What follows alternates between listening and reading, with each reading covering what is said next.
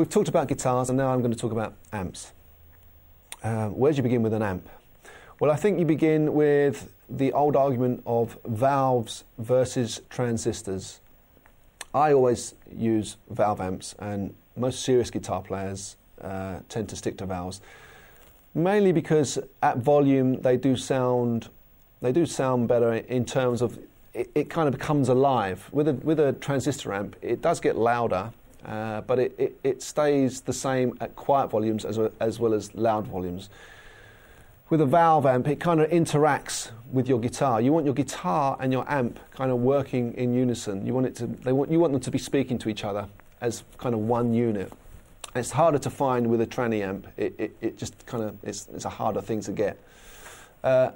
Also, the thing about valve amps is that they are louder than tranny amps. A small 30-watt valve amp will be twice as loud as a 100-watt tranny amp. I don't know why that is. It just is. Valves are loud.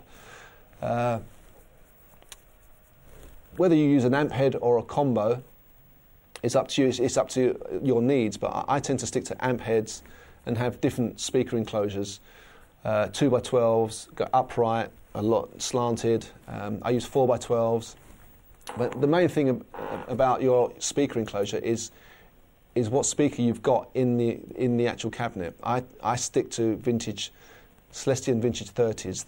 They sound great. They do everything. They're sweet sounding at volume. Other speakers are good, but I just stick to those, and I find a lot of the top players are using Celestion vintage 30s, which is what I've got in this speaker cab today. It's a Marshall 4x12 with Celestion vintage 30s in. I'm not sure if your standard 4x12 doesn't have Celestion vintage 30s in. I think you have to specify it.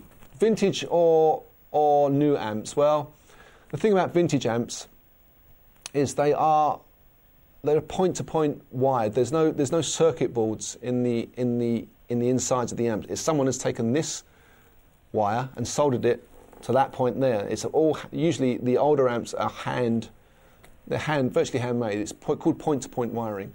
They do tend to sound nicer. They're kind of more transparent. Although modern amps like Mesa Boogies and PBs, they've got circuit boards in, and they sound fantastic too.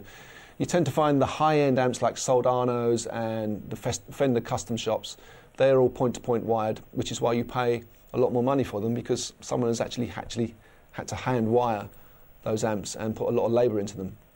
They do sound good, but they cost a lot of money. Today, just for this initial period, I'm going to be using two 1970 Marshall amp heads. Not for volume, not for dirt, but to show you how to get a cool, clean sound using an amp head with a lot of power.